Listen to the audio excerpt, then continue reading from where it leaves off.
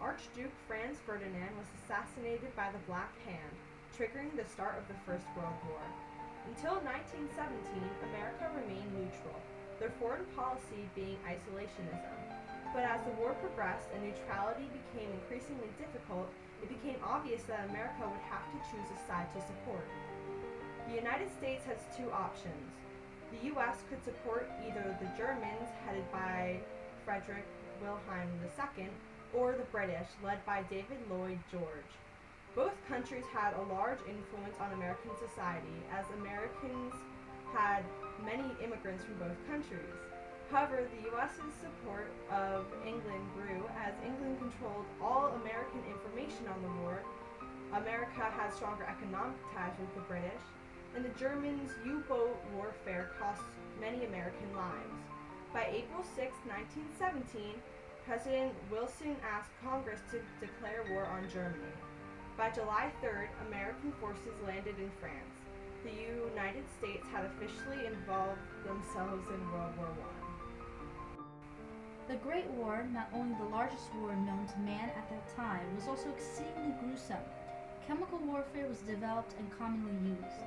Tanks, rifles, and machine guns enabled man to kill at an unprecedented rate. A new method of fighting was developed in reaction to these technological advances: trench warfare. This style of fighting involved soldiers living underground in camped quarters fighting 24 hours a day. There was little to no sanitation, and disease spread like wildfire. As stated by British Captain Lehan, the dead were stretched out on one side, one on top of each other 6 feet high. I thought at the time I should never get that particularly disgusting smell of the vapor of warm human blood heated by the sun out of my nostrils. I would rather have smelled gas 100 times. I can never describe that faint, sickening, horrible smell which several times nearly knocked me up altogether. This environment was ideal for the spreading of an airborne disease. The Spanish influenza would kill approximately 1/5 of the world's population within 2 years. Before the outbreak of the influenza, the life expectancy rose in America. The life expectancy of men and women in the United States was 53 years and 54 years respectively. A major cause of this was the development of the first vaccines. For instance, the creation and widespread availability of the smallpox vaccine led to a fall in the mortality rate of smallpox. Additionally, vaccines for rabies, typhoid, cholera, and the plague were also created, although these were not commonly available for public usage. Unfortunately, these vaccines did not mean the eradication of infectious diseases in the United States. Diseases such as the measles, mumps, and pertussis killed about 800,000 people each year, and the medical field did not have the necessary knowledge or equipment to fully understand many of the most common ailments. We now know that the Spanish influenza is the influenza A H1N1 virus. It was airborne. Therefore, if an infected person were to cough or sneeze, it would be spread to those in close proximity. The symptoms mirrored those of the common flu, making it difficult for doctors to properly diagnose people with the influenza in 1918. Some symptoms of the Spanish influenza were fevers of 102 to 104 degrees Fahrenheit, sore throat, exhaustion, headache, and cough. Oftentimes, the issue was not the flu itself, but instead the respiratory issues caused by it, such as pulmonary hemorrhages. Many people who were infected would die of pneumonia. A major discrepancy between the influenza outbreak and previous influenza outbreaks was that this H1N1 strain infected healthy individuals who were in their 20s, not the young or elderly or disabled. By 1919 in the United States, the influenza killed approximately 675,000 people. 10 times as many Americans died due to the Spanish influenza than in World War I.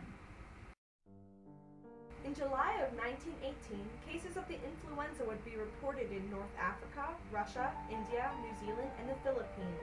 All this within 4 months of the first recorded case, Private Albert Gitchell. Between July and August of 1918, the influenza strain mutated. It was no longer just highly infectious, it could kill on its own.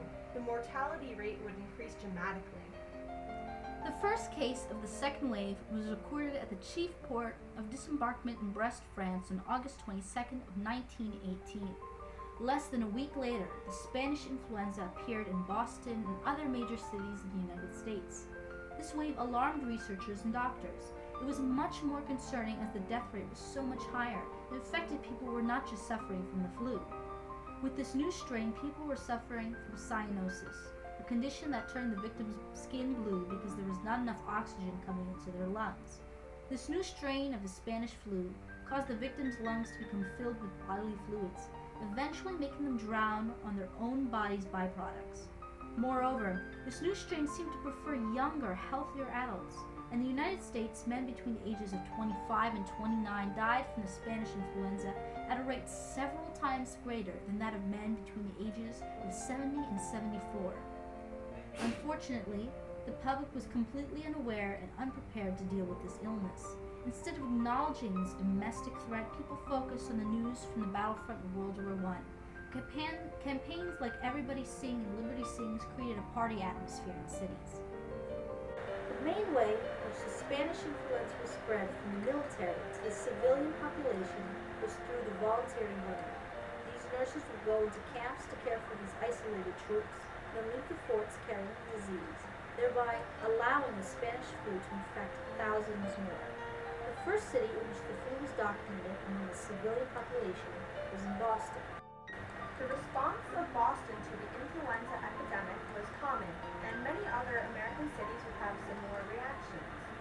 Eventually, Boston was forced to close down its public schools, its theaters, and essentially all shops. Society simply stopped. People were stuck in their houses and couldn't hold formal wakes or funerals for the dead. People couldn't even call each other because all the operators had died. By the fall of 1918, the Spanish influenza had killed more people than the Great War. This breakdown of society led to paranoia among the people. Nobody could explain this disease, but many people started to attempt to. Children, at this point, were made aware of the danger of this disease with a jump rope song, I Had a Little Bird, and its name was Enza. I opened the window and it flew Enza. This was a song that helped to teach kids to keep their windows closed in order to avoid contracting influenza, but nobody could figure out what was causing so many people to die. Pfeiffer, a different medical researcher, believed that the influenza was caused by Bacillus influenzae, a bacterium. In fact, he actually found a bacteria that produced secondary infections. This bacteria would invade the respiratory tracts of people who already had the influenza, making them die of pneumonia. This idea was accepted by the vast majority of the world's medical field, but would later be proven incorrect. The U.S. Public Health Service tried to calm the public's fears by telling the people that the best thing to do for those infected was to make sure they had bed rest, good food, aspirins, and salts of quinine. None of this would do any good for a sick individual, but it made the public feel better. However, people continued to advertise false cures and suggestions on how to prevent getting the disease, such as stop circulating books, stop shaving, wear fresh pajamas, drink fluids only, exercise a lot, eat ice cream, avoid sugar, and more nonsense that would have no effect. By the end of World War I, people had simply forgotten about the Spanish influenza. Parties and large gatherings occurred and the party atmosphere was once again assumed. On October 12, 1918, President Wilson led a parade of 25,000 people down the Avenue of the Allies, a street in New York City. The next week, the Spanish influenza would peak in New York City. This deregulation, due to the desire of the public to celebrate the ending of the Great War, would cause the final wave of the Spanish influenza. Many more people would die, simply due to the fact that they wanted to celebrate. The medical field was greatly changed in response to the Spanish influenza. First, the U.S. Public Health Service expanded. In 1919, the Public Health Service provided food, medication, and financial aid to the hospitals to help them deal with the influenza. However, the Public Health Service's budget was only about $3 million, which is a good deal of money during that period, but not nearly enough to properly handle pandemics such as the influenza. Today, the annual budget for the Public Health Service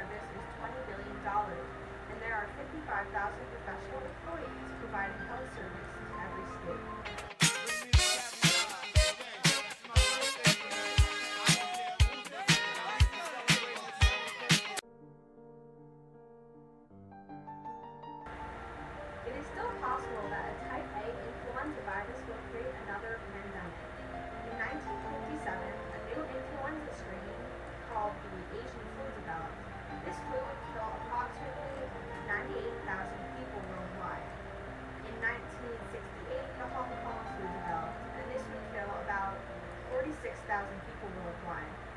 And in 1976, the swine flu developed.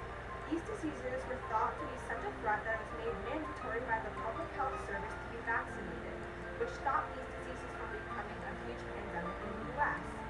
The only real protection from another strain of the flu is the hope that a new vaccine will be able to be created in time to stop mass death. The only thing stopping these diseases from having another outbreak is the continued creation and usage of vaccines researchers created for the specific strains of the influenza.